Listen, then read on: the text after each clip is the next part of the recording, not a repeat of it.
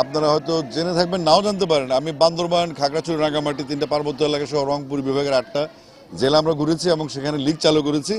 সেখানে মেয়েদের জন্য প্র্যাকটিস ফ্যাসিলিটিস, তাদের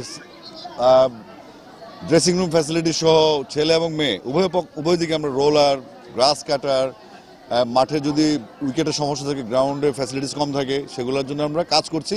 এই কাজের একটা অংশ হিসেবে নোয়াখালী সফর।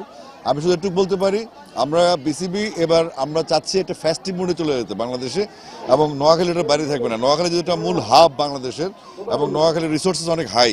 তো সেক্ষেত্রে আমরা চাইবো নোয়াখালী জেলা ক্রীড়া সংস্থার মাধ্যমে, নোয়াখালী ক্রিকেট কাউন্সিলর আমাদের ইকবাল ভাই এখানে আছেন, আপনার নোয়াখালী জেলা ক্রীড়া সংস্থা থেকে যত দ্রুত সম্ভব আমাদেরকে রিকোয়ারমেন্টগুলো দিবেন।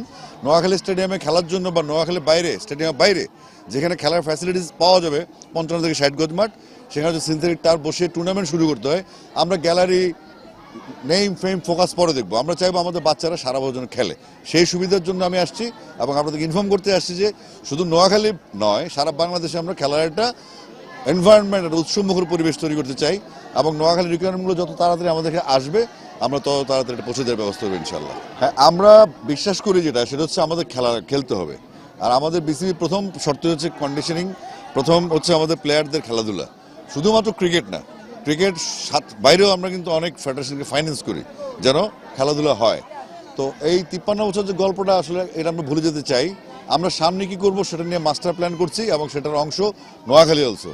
তো আশা করছি আমরা পুরনো অতীত ভুলে গিয়ে আমরা একটা, যেহেতু একটা স্টেডিয়াম মালিক হয় আপনার ন্যাশনাল স্পোর্টস কাউন্সিল, এটার আন্ডারে আমরা থাকি, তো মাঠ বরাদ্দ দেয় স্পোর্টস কাউন্সিল। আমরা আশা করবো আপনারা ফুটবলের সাথে অন্যান্য খেলাধুলার সাথে নেগোশিয়েট করে মাঠের ম্যানেজমেন্টটা নিয়ে নেবেন, যেন সারা বছর একটা ইয়ার ক্যালেন্ডার থাকে, কোন সময় কোন খেলাটা হবে সেই সময় সেই খেলাটা হবে। আর বাচ্চাদের প্র্যাকটিস ফ্যাসিলিটিস বা তাদের সুবিধার জন্য আমরা যে যে প্রয়োজনীয়তা আছে, যে যে জিনিসপত্র আমরা পৌঁছে দেবেন ইনশাআল্লাহ।